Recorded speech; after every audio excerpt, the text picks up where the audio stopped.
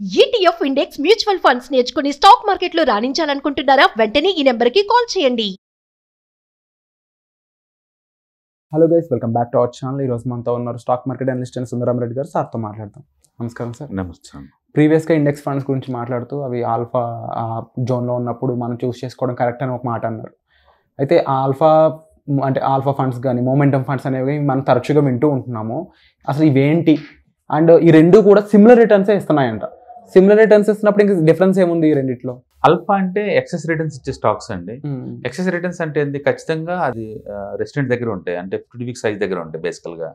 అంటే మూమెంటం అన్నా 1 year high దగ్గర ఉంటుంది. బేసికల్గా మూమెంట్ని ఎలా మెజర్ చేస్తారంటే 6 months returns, last 6 months returns and last 12 months returns బేస్గా తీసుకొని ర్యాంకులు ఇస్తారు. ఆ ర్యాంక్ని బట్టేసి మనకు మూమెంట్ క్రియేట్ అవుద్ది. ఓకే, ఆల్ఫా కూడా అంతే. రిటర్న్స్ ఎక్సెస్ రిటర్న్సే కదా, రిటర్న్స్ అనేది ప్రైస్ వైజే కదా. అందుకని మీరు ఎక్కువ సార్లు మూమెంటం అంటున్నా, ఆల్ఫా అంటున్నా, మోరల్లెస్ మీరు మాట్లాడుతుంది ఒకదాని గురించి అనమాట దగ్గర. కాకపోతే ఆల్ఫా ఇప్పుడు కూడా ఎవ్రీ క్వార్టర్లీ రీబ్యాలెన్స్ చేస్తారు. మూమెంటం అయితే 6 months ఒకసారి రీబ్యాలెన్స్ చేస్తారనమాట.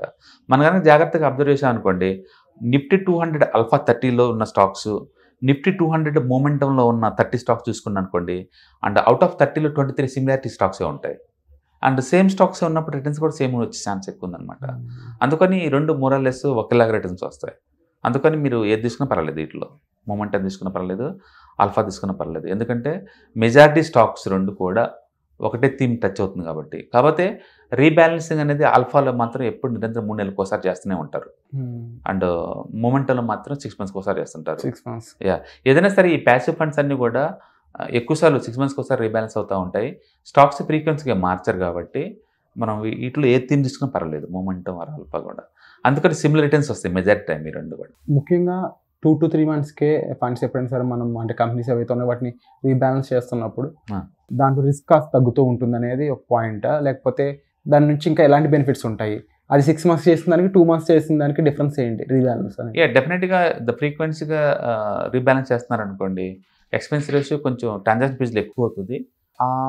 దాన్ని ఈక్వలెంట్గా మన రిటర్న్స్ కూడా ఎక్కువ వచ్చే ఛాన్స్ ఎక్కువ ఉంది. ఎందుకంటే ర్యాంకులు మారుతున్నప్పుడు స్టేటస్ కోల్పోతాయి కదా కొన్ని. అందుకనే ఇప్పుడు ఇక్కడ మనం చూసుకున్నాం అనుకోండి, ఆల్ఫా 30లో 23 స్టాక్స్ వరకు మూమెంటంలో ఉన్నాయి, బట్ మిగతా మాత్రం ఎక్స్ట్రా ఉన్నాయి కదా.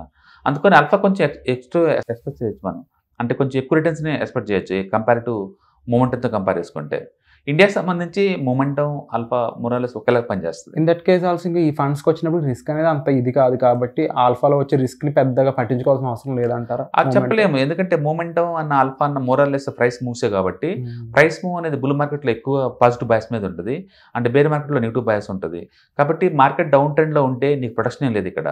మార్కెట్ ఎంత పడితే అంత కింద పోతాయి కాబట్టి ఓన్లీ బుల్ మార్కెట్ కండిషన్లో నీకు బాగా పనిచేస్తాయి. బట్ ఇండియాలో హిస్టారికల్ డేటా చెక్ చేసుకుంటే ఎక్కువ బుల్ మార్కెట్సే ఉంటాయి బేర్ మార్కెట్స్తో కంపేర్ చేసినప్పుడు. అందుకని రిటర్న్స్ ఎక్కువ వస్తాయి. మీరు విడిగా చూసుకుంటే నిఫ్టీ 50తో కంపేర్ చేసిన, మిడ్ క్యాప్తో పోల్చుకున్నా, స్మాల్ క్యాప్తో పోల్చుకున్నా, సింగిల్ సెక్టర్ స్పెసిఫిక్గా తీసుకున్నా, అన్నిటితో 8తో పోల్చుకున్నా సరే వీటి రిటర్న్స్ ఎక్కువ ఉంటాయి long term point of view. Long term point of view even short టర్మ్లో కంపారిజన్ సరే ఇవి ఎక్కువే ఉంటాయి.